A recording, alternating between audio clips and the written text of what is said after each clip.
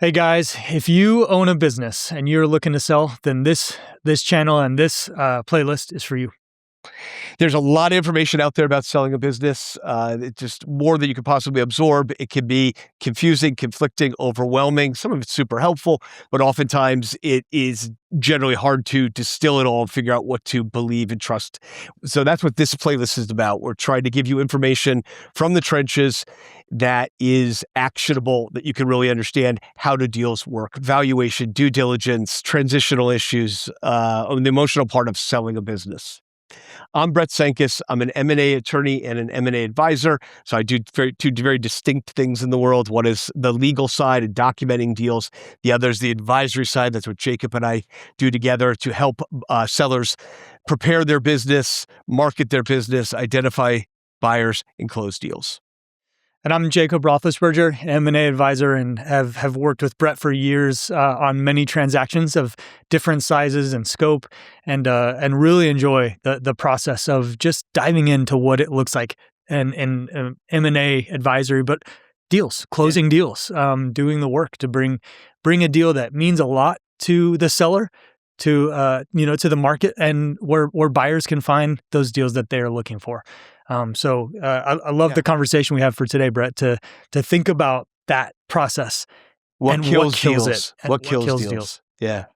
Well, let's start with what kills deals before. What deals never get to the point where they find a buyer, right? And then what kills deals after there's a buyer identified and a letter of intent in place. Yeah, and and you see a lot of those, Brett, and that we don't think about it, but many people would say, I've built a business and I can't wait to sell it. And what they've really built in many cases is not a business, but it's actually a job. Yeah. Let me talk about that for a second. Yeah. And this is mostly a Main Street problem, right? Which we define, we define as under $2 million, basically are Main Street type businesses.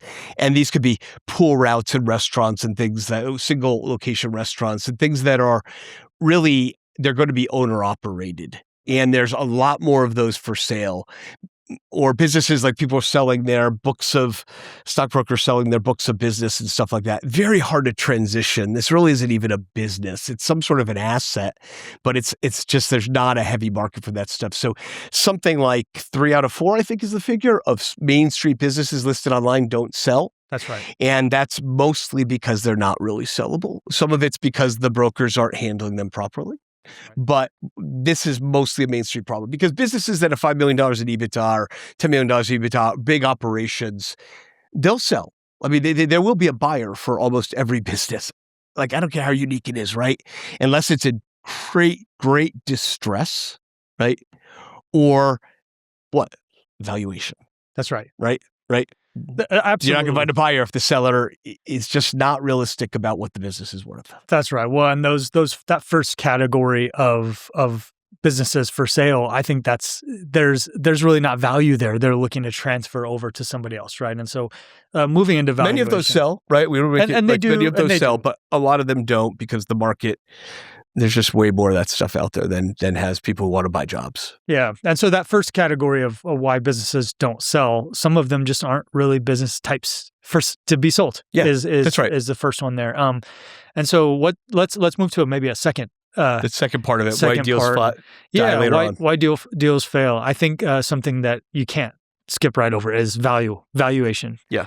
And we find, I think that sellers have put their heart and soul into this business. They've grown it. They've seen it flourish. There's revenue and they're excited to sell and they have a value in mind. They've done their research, but inevitably valuation is where the rubber hits the road in a deal.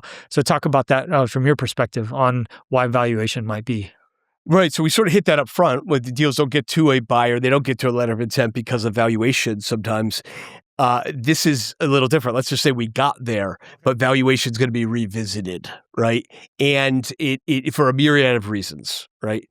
And that happens after the letter of intent stage. Ideally, it shouldn't, but sometimes it just is unavoidable, or a buyer's got a unique sensitivity to something that comes up. It could be all sorts of things, but that will often kill deals when a buyer wants to retrade. I mean, I guess that's a pejorative term, but they're not really, they want to renegotiate the deal because of something they learned. Yeah. And sellers have to make a decision at that point. Like, is this legitimate? Is this something I'm going to face with someone else? Let's say the buyer didn't ask about customer concentration up front. They find out about it later on that half your business is one customer.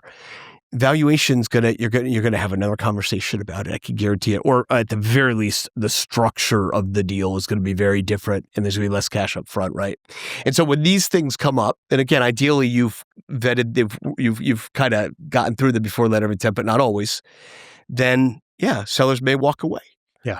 And what our job is to help the seller understand, should they walk away? Right?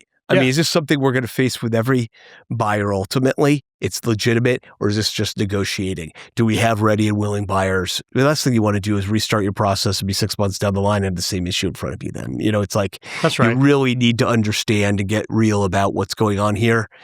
And right? Yeah, absolutely. Well, again, it's one of those things that you got to an LOI. We're talking about the deal not getting closed. And if you're going to continue to diverge from sellers, then you have to ask that question. Are we in the wrong ballpark with our valuation? Yeah. Or is this something that maybe we just need a process, right? So in many situations, the deal might have closed had you had multiple buyers at the table rather than just one. Yeah, because that is something that in all of these issues that we're going to talk about, like any reason a deal might die, to the extent it's driven at all by the buyer, it's very helpful to have other buyers waiting in the wings. That's right. They feel deal heat, right? And they also feel like someone else wants to buy it. Maybe I'm not looking at this. We're humans. We're emotional. No matter how rational you think you are, this stuff plays in. So running a right process to get that's so good. Extra interest is really helpful for when the valuation question gets revisited, even rightly. Right. It's like we need to know we have other options. Is this legitimate? We're going to face it otherwise. What else besides valuation is going to kill deals post letter of intent? Yeah, well, my mind often goes to things that are maybe a cultural miss or things that are not necessarily in the numbers or in the metrics, but you get to the end of a deal and maybe the vibe isn't there and you start having, I want to call them retrades, maybe, or things where maybe the seller says, the transition is going to be brutal. You're too entrenched in your business, or there are things about your business that we can't just in one day transfer over. And so the deal gets a little bit reworked with those transition issues. Yeah, that's fair. And it's hard to know when we talk about culture, which is a real issue, but it's also like a soft issue. It's like, so it's hard to talk about in ways that are actionable. But what I think we can say is, number one, the letter of intent. I often say the closing isn't the finish line, it's the starting gate. It's not exactly right, but move it back up. The letter of intent, you're not there yet. This is a relationship. No matter how long you're going to work with this seller, the buyer after, maybe you're going to give them a month of consulting and move on. This is a relationship from the buyer's perspective. Right. And you need to see it that way, right? You need to understand that. So you're negotiating, but you've got to build a working relationship. Even if you're going to exit, you got to be able to figure that out. And that softer stuff is really important. So it doesn't mean you don't negotiate hard, but you're not a difficult person unreasonable, because those things, if that's your personality, that's not going to work. Run your business that way? Right. Yeah, they're envisioning themselves in the business after you're gone, partly by how they interact with you, how you participate in discussions and negotiation, and how the business is run today. That culture, is that going to transfer? Do I want to be part of that? Right. Right. And so there's that, and there's also the nuance, not nuance, the metrics of transition issues, like buy earnouts. Oh, yeah. Where a seller might say, I don't want to be part of this thing I didn't plan for that in this. Yeah. Now you're telling me you want me to stick around for 3 more years? I'm out. And hopefully you addressed an issue that fundamental at the letter of intent stage, but not all advisors do that.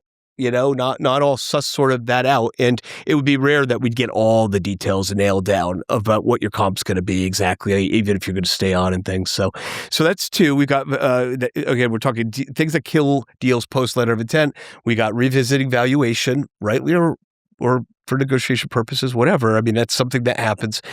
2 is transitional issues, right? They come in all sorts of facets. But yeah, is that relationship built? Is the buyer trusting the business she built, so forth? Okay, what about things that come up later on? Like there are things that sometimes we make some advisors just don't see them, care about them, bring them up. Sometimes if we're involved early on, we're saying we can disclose that later. For whatever reason, strategically, it's like now's not the time to do it, but it becomes an issue later on. So there are things, they can be litigation, they can be so forth. We would never not disclose it to a direct question, but do you get out ahead of it and put it out before the LOI? Not always. And so sometimes things come up and buyers sometimes have particular sensitivities to certain things that are real things. And again, I kind of feel like we're back around to valuation. Is this a real concern? Right? Are we going to are they just trying to game me? Is this negotiation? Is a real concern? And are other buyers going to share it? And do we have other buyers? Yeah. I mean, the word due diligence is used to describe that process of where the buyer is really digging in to understand the nuts and bolts of your deal. And they might find stuff. And so I think you're making that point. You disclose what you need to disclose up front. And when those things come up, maybe it was something that just got missed in the data room or whatever. Things do come up. Can you keep the deal on the rails when that happens? Right? Yeah. Or which brings us to process. Right? That's which is another thing that kills deals. Time is not a friend to deals, is the old adage. But I really do think that that's kind of an maybe that's a little bit of a sleeper in that. Without a good process, we have another video talking about should I hire an M&A advisor. If you're worried about risk, you're a buyer. You're worried about risk, you're thinking about taking over this business, and then you just keep finding stuff that was missed. It's like, I'm out. I think that's a sleeper.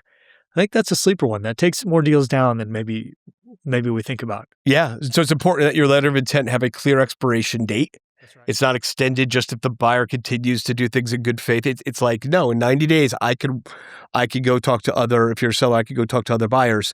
That's keeps the buyer in line, moving, all in the context of they might find someone else who wants this business. That's a good thing to have your process doing that, to be organized in your data room, and to get this deal closed on a reasonable timeline, which will also take care of the other thing that comes to my mind, which sometimes there's company performance. Sometimes new financials come out and they're wildly different. Oh, man. And that's going to be an issue. Well, you mean come out during the process? Yes, because the buyers are always going to come back and ask for your most recent financials before closing. And you've got an obligation, we would tell you, to give them anyway. So it's like that's going to show up. And you had your worst quarter of the last 3 years. That is bad timing, but it happens. And again, a quick process to get you closed. By the way, you might need to disclose that that's coming if you know about it. But let's just say you don't know anything about it. Things are going well. Get your deal closed quickly. And just that process, that timeline, just move it along is gonna help solve for that and even overcome that. And ultimately, worst case scenario, you would think is bring it back around to something around valuation. Maybe if that's really as bad as I. A great M&A advisory team will inevitably be able to help a seller think in advance about that. Like, listen, we're going to be doing this for 6 months and we're going to cross into the new year or your new fiscal year, whatever it might be. We're going to have to be prepared for how we're going to be disclosing information throughout, so that the seller, if they haven't thought about that, has a team to help them think about what's coming. Yeah. Because that stuff can take you down. Yep. For sure. So what do you think? I mean, you got other things that kill deals. Feel free to drop a comment in the comment below. If you got questions in general. You want to pick one? Oh, number one? Yeah, number one what's thing. your number one thing that has, well, let me just go off just historically, the number one thing of all of those. I think it's like the problem that it's valuation, because again, even poor company performance brings you fundamentally back around to a conversation about valuation, right? And sellers often will want to walk away. I think our job is really to help them understand, should they walk away? Right? Is that a good? Let's not get super emotional. Let's be really rational about this decision. Easier for us to do it than they. And you've done that a lot, Brett. When a tremendous amount, and it's like, look, and it's hard because you want to be the strong guy. Oh no, they hand it to them. But you've got to be reasonable and rational to get deals done too. And you got to know, is this just a game they're playing, or I'm just going to face this? It's the reality of it. I've got to accept it and take the best deal I've got. It's right in front of me. You and I have done both. Yeah. We've said, Walk. Thank goodness we walked Yes. on that one, and it was good that we took the deal that was on the Yeah. table. Yeah, Yeah. I'm with So- you. I think it's valuation. Okay. Yeah, Okay. yeah, I do. Yeah. Yeah. And second runner-up, process. Process, Yeah. you think so? Yeah, I think so. It's very hard. I mean, it's very hard to know if that's what's killing the deal, but you get a sense on some deals that like every day something new comes up, someone new enters the picture, especially on larger deals. You've got to keep them moving. And bigger acquirers, private equity firms, big strategics buying a lot, they got other things they're looking at. They signed your letter of intent. Now they got something else in front of them. You've got to move that through a steady process. You've got to keep it moving at each juncture. It's probably number 2 in my mind. So. Yeah, and I'm thinking of what other reasons sellers walk, and it would be transition issues. Transition issues, okay. Where it's like, this isn't what I signed up for. Yeah. I wanted to sell, I wanted to move on. It's not going to work out the way we started. LOI, I'm out. Yeah. I think that would be my second. Okay. Well, good. So if you got any questions, if they're general questions, you can leave them in comments below. If you want to talk to us about a deal, anything to do with buying or selling a business, there's information about that down in the description. We appreciate you watching today. Thank you.